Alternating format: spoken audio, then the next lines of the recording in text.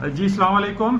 यासीन आपके साथ हाजिर है। इस 2 दिन की छुट्टियों के बाद आज पीर का दिन शुरू होने वाला है और जैसे कि मैंने आपसे पहले भी कहा था कि इन 2 दिनों में सिर्फ हम ये चेक करते हैं कि इन 2 दिनों में ऐसा क्या वाक़यात हुए, कैसे क्या इवेंट गुजरे, क्या ख़बरें आईं अमेरिका की तरफ से या गल्फ़ स्टेट की तरफ से, या आजकल जो करंट अफेयर के मामले में बहुत ज़्यादा कश्मीर और हांगकॉन्ग के हवाले से बातें चल रही हैं, इन 2 दिनों में क्या हुआ। तो क्लोजिंग में मैंने आपसे फ्राइडे क्लोजिंग में आपसे मैंने ये जिक्र किया था कि सबसे जो एक अब मैं क्या वर्ड इस्तेमाल करूं, बेवकूफ़ाना अंदाज जो इख्तियार किया गया ट्रम्प साहब की तरफ से। और ट्रम्प साहब ने फ्राइडे मार्केट क्लोजिंग से तकरीबन 2 से 3 घंटे कबल एक बयान दाग दिया, जो कि पिछले 1.5 महीने पहले एक बयान दागा था कि जनाब वो $300 बिलियन के टैक्सेस की इंपोर्ट्स पे 10% टैक्सेस लगाने जा रहे हैं जो वो चाइना से इंपोर्ट करते हैं।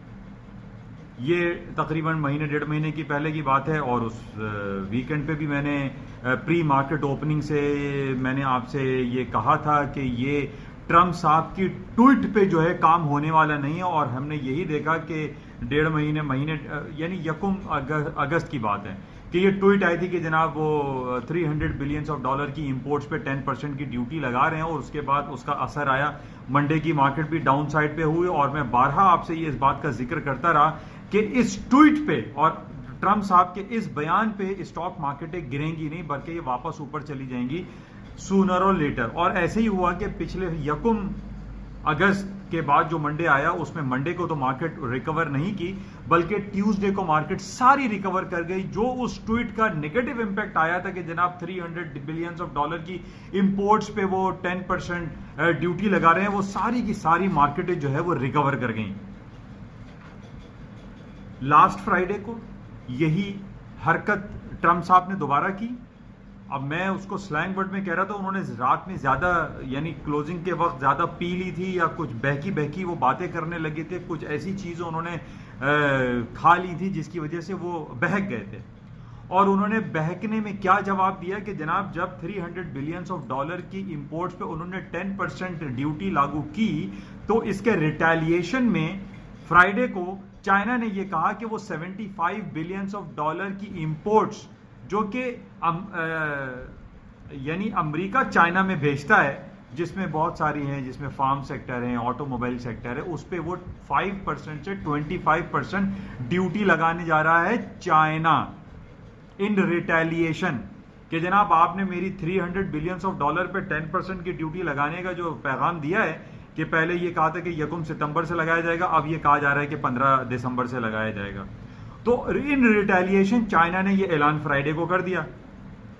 अब ये ऐलान करने के बाद ट्रम्प साहब के ऊपर एक बहकी बहकी बातें करने लगे वो, और उन्होंने वीकली क्लोजिंग की एंडिंग के करीब ये एक बहकी हुई बात ये की कि तमाम अमेरिकन मार्केटें यानी अमेरिका की जितनी भी बड़ी बड़ी कंपनीज हैं वो चाइना से निकल जाएं, चाइना से कारोबार खत्म कर दें, हम चाइना के साथ कोई ट्रेड नहीं करेंगे, हम चाइना के साथ जो है वो ताल्लुक नहीं रखना चाहते, हम चाइना को जो है वो तलाक दे रहे हैं। यानी मैंने आपको उस वक्त अपनी एक ऑडियो रिकॉर्डिंग मैंने भेजी थी फ्राइडे क्लोजिंग पे, मैंने कहा था ये ट्रम्प साहब बहक गए हैं, इन्होंने कुछ ज्यादा चढ़ा लिए, कुछ ज्यादा पी लिए।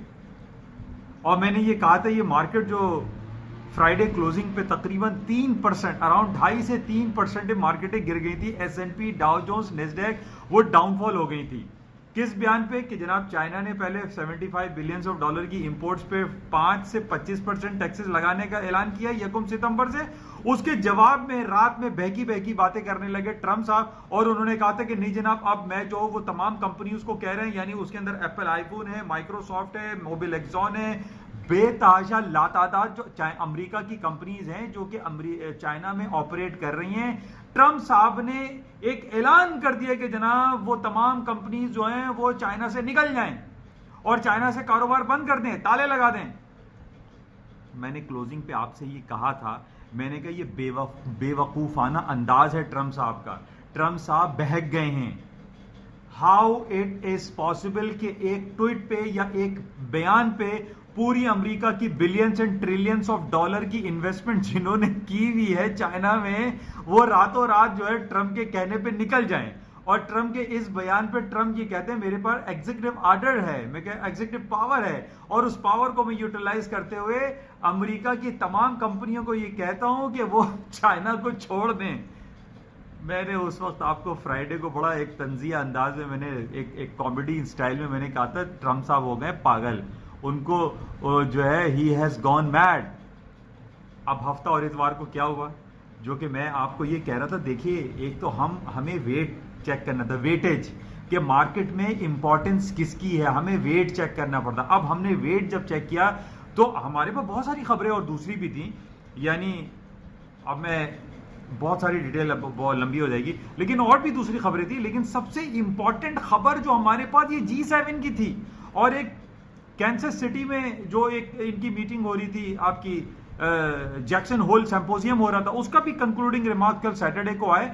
उसमें इंटरेस्ट रेट कट होगा, उसमें कोई खास खबर नहीं आई, लेकिन मैं आपको ये बता देता हूं, और मैं ये आपको लिख के तो नहीं देख सकता, लेकिन ये कह जरूर सकता हूं कि अमेरिका की जो 18 सितंबर को FOMC की मीटिंग है, फेडरल ओपन मार्केट कमेटी जो इंटरेस्ट रेट की मीटिंग है, उसमें वो अपना interest rate 50 basis point cut कर देंगे। ये मैं आपको कंफर्म कर रहा हूं। क्यों कर रहा हूं? क्योंकि पिछली बार भी जब 2.5% से 25 basis point interest rate cut किया था, तो ट्रंप साहब पहले तो नाराज थे कि अनचेंज छोड़ा, फिर कहा काटो, अब ये कह रहे हैं कि जनाब 1% काटो, फिर वो बहकी हुई बातें कर रहे हैं, बहक गए हैं वो बेसिकली। तो अब पता नहीं कितना बहके हैं, ये हमें देखना पड़ेगा। तो अभी 2 घंटे के बाद मार्केटें खुल जाएंगी, रात के 3 बजे पाकिस्तान में ग्लोबेक्स और पूरी दुनिया की मार्केटें खुल जाती हैं। ये जितनी भी 3% मार्केटें गिरी थी ना फ्राइडे को, जो ट्रंप साहब की ट्वीट पे कि जनाब अमेरिका की तमाम कंपनियां जब चाइना को छोड़ दें और चाइना से निकल के वापस आ जाएं, अपनी ट्रिलियंस एंड बिलियंस डॉलर, जो बिलियंस एंड ट्रिलियंस डॉलर की इन्वेस्टमेंट है, उसको ताला लगा के वापस अमेरिका में आ जाएं। और ट्रंप साहब ने यह भी कहा साथ में कि जनाब अमेरिका की बड़ी बड़ी कंपनीज को चाहिए कि वो दूसरी मार्केट तलाश करें, वो यूरोप में मार्केट ढूंढें, वो एशिया में मार्केट ढूंढें, वो अफ्रीका में मार्केट ढूंढें। बहक गए। अब बहरहाल अब उनको हफ्ता इतवार मैक्रोन ने नाश्ते पे बुलाया। आज वो अर्ली मॉर्निंग सुबह सुबह जो है फ्रांस में नाश्ते की टेबल पे थे, तो बहुत अच्छी अच्छी बातें करने लगे, कहने लगे कि भाई वो जो मैंने ऑर्डर दिया था फ्राइडे को कि तमाम अमेरिका की कंपनियां चाइना को छोड़ दें, वो ऐसा नहीं है, वो बस नहीं, ऐसा नहीं है, ऐसा कुछ नहीं होगा। तो अपनी सॉफ्ट कॉर्नर लेकर आ गए। यानी मैंने आपको उसी दिन कहा था फ्राइडे को कि ये कुछ भी नहीं होगा, ट्रंप साहब की एक ट्वीट पे पूरी दुनिया तबाह नहीं होने वाली है। उनके पास जो एग्जीक्यूटिव पावर्स हैं वो भी रिवोक हो सकती हैं, कांग्रेस है, सेनेट है, हाउस ऑफ रिप्रेजेंटेटिव है, ये तमाम से ये बिल पास होते हैं, फिर जाके कोई कानून बनता है और फिर जाके ये सारे अमली काम होता है। सिर्फ ट्रंप साहब की एक ट्वीट दबाया और ये ट्वीट वो नहीं है कि एक बटन दबाया और आप बम फट गया, नहीं, ऐसा नहीं है। तो बहरहाल अभी 2-3 घंटे के बाद मार्केटें खुलेंगी, उसमें आप देखिएगा ये अमेरिका की स्टॉक मार्केटें खासी हद तक आई बिलीव कि ये रिकवर कर जाएंगी। 2.5 से 3% जो मार्केटें गिरी थी वो रिकवर हो जाएंगी, ये एक बात हो गई। अच्छा, इसके साथ ही और बहुत सारी खबरें थी, वो थोड़ा सा मैं आपको मुख्तसरन बता देता हूँ। एक तो G7 सबसे ज़्यादा इम्पोर्टेंट थी, और थोड़ी हम अगर कराची स्टॉक एक्सचेंज की बात कर लें कल सुबह के लिए, तो मार्केट में थोड़ी सी तेज़ी दिखाई दे रही है, क्योंकि कुछ program security exchange commission, state bank और इनकी मैं खबर देख रहा था, इनमें कुछ पॉजिटिविटी आई है और वो कुछ ऐसे अमल करने जा रहे हैं जिससे स्टॉक में थोड़ा सा लोगों का इंटरेस्ट बढ़ेगा और मार्केटें ऊपर जाएंगी। क्योंकि लास्ट वीक जो पिछले 5 दिन गुजरे हैं उसके अंदर मार्केट काफ़ी अरसे के बाद 9% प्लस में बंद हुई है, 9% प्लस में बंद हुई है KC 100 इंडेक्स। तो इधर कुछ पॉजिटिव खबर दिखाई दे रही है। एक छोटी सी बात हम कर लेते हैं कि पूरी दुनिया में जो हम बात करते हैं ना कि जनाब मज़हब के नाम पर सारी चीज़ें चल रही हैं, आई बिलीव, मुझे ये लगता है कि ये मज़हब तो ठीक है, हम लोगों का अपना बिलीफ है, लेकिन जिस तरीके से यूएई के किंग ने, क्राउन प्रिंस साहब ने नरेंद्र मोदी को अपना हाईएस्ट सिविल अवार्ड पहनाया गया है, इससे ये बात वाज़ेह हो गई है कि मजहब के नाम पर हम किसी से कोई मुतालबा अगर करते हैं तो उस मुतालबे में कहीं जो है पॉजिटिविटी नहीं दिखाई देती। अब नरेंद्र मोदी साहब या इंडिया को ये कहा जाता है कि वो दुनिया का तीसरा बड़ा मुल्क है जो कि ऑयल कंज्यूम करता है, क्रूड ऑयल कंज्यूम करता है, और billions and trillions of dollar की जो वो इंपोर्ट करता है ये अरब कंट्रीज से, उसमें इंडिया नंबर सरफहरिस्त दिखाई देता है। तो हम यहाँ पर देख रहे हैं कि जनाब ना तो सऊदी अरब ने कश्मीर का साथ दे रहा है, ना यूएई कश्मीर का साथ दे रहा है, कोई किसी का साथ नहीं दे रहा है। सब उसी बेस पे चल रहे हैं कि जनाब हमारे इक्तिसादियात, हमारी माशी, हमारा बिजनेस इस इंडिया के साथ ज़्यादा है, तो हम उसको गले का हार भी पहनाते हैं, हम उसको सिविल का हाई एजाज भी देते हैं। पूरा मीडिया भरा पड़ा हुआ है और इस बात से बहुत ज़्यादा नाराज़ है यूएई के गवर्नमेंट से, और वो ये कह रहे हैं कि जनाब पिछले 15-20 दिनों से कर्फ्यू का निफाज है और मुसलमानों को वहाँ पे परेशान किया जा रहा है, उनकी ज़िंदगी उन पर तंग की जा रही है, लेकिन उसके बावजूद यूएई ने या सऊदी अरब ने मुसलमानों की कोई आवाज़ नहीं सुनी। तो बहरहाल ये मैं आपको मॉर्निंग ब्रीफिंग में इंशाल्लाह और तफसीलात से इसको आगाह करूंगा, लेकिन अभी मुख्तसर यही है कि जो जियो पॉलिटिकल सिचुएशन पूरी दुनिया में चल रही है वो नेगेटिव है। हांगकांग का मसला, फिर प्रोटेस्ट हुए थे, वहाँ पे टीयर गैस भी फायर की गई। कश्मीर का मसला आपके सामने है, फिर सऊदी अरब का, ईरान, यमन, ये बहुत संगीन मसाइल हैं। पिछले हफ्ते मैंने आपसे कहा था सऊदी अरेबिया और यूएई के दरमियान जो एक पैक्ट था इनका सिक्योरिटी के हवाले से, वो पैक्ट ख़त्म होता हुआ दिखाई दे रहा है। तो सऊदी अरब में कुछ सिक्योरिटी कंसर्न्स पाए जा रहे हैं, नेगेटिविटी पाई जा रही है। तो बहरहाल इस वजह से जो हालात व वाक़यात हैं उसमें गोल्ड फ़िलहाल अभी तक डाउन नहीं लगता।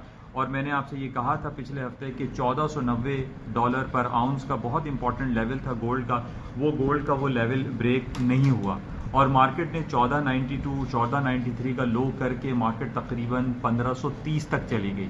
तो अभी भी जो टेक्निकल ग्राउंड पे और जियोपॉलिटिकल जो सिचुएशन चल रही है उसमें गोल्ड की मार्केट डाउनफॉल नहीं हो सकती। देखें $10-15, $10-5 का नीचे आना, इसको नीचे हम नहीं कहते, हम ट्रेंड इज़ योर फ्रेंड वाली बात की पॉलिसी को अडॉप्ट करते हुए बात मैं आपसे अर्ज कर रहा हूँ कि गोल्ड की मार्केटों में अभी भी फ़िलहाल डाउन नहीं लगता। इसी तरीके से जो तेल की कीमतें हैं उसमें भी तेज़ी आ सकती है, क्योंकि तेल की कीमतें ऊपर जाने की जो एक और वजह, अब सीज़न जो आ रहा है वो हरिकेन सीज़न आ रहा है। कभी भी कोई खबर आपको मिल जाएगी कि गल्फ अमेरिका के जितने भी कोस्टल बेल्ट हैं जहाँ पे ऑयल रिफाइनरीज और ऑयल कंपनीज एग्जिस्ट करती हैं, वहाँ पर कोई अगर हरिकेन की खबर आ गई, यानी ये अगस्त और सितंबर में हरिकेन सीज़न होता है, तो इसमें तेल की कीमतें ऊपर जा सकती हैं और जो जियोपॉलिटिकल सिचुएशन है इसमें भी तेल की कीमतों में इजाफा दिखाई देता है। इंशाल्लाह 2 से 3 घंटे के बाद दोबारा आपसे SMS पे या उससे रब्ता कायम किया जाएगा, लेकिन अभी तक जो मेरे पास इंपॉर्टेंट खबरें थी वो आपके साथ मैंने शेयर की। इंशाल्लाह राब्ते में रहेंगे।